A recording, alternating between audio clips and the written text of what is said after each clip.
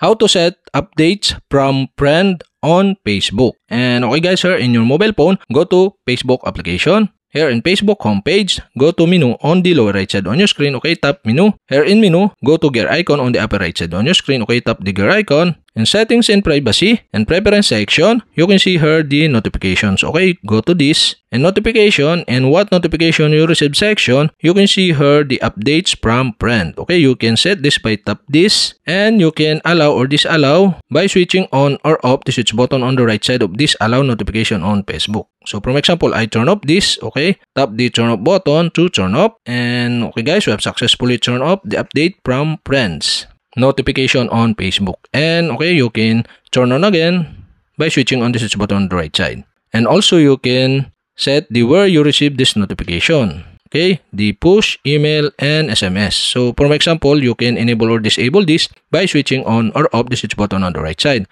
So okay, for example, I turn off the push, I turn on the email, I turn off the SMS. And that's it. Okay, you have successfully set the updates from friends on Facebook. And okay guys, if you have a question, kindly comment below. And don't forget to hit the subscribe button and the bell to notify you if I have new video. Okay, thanks for watching.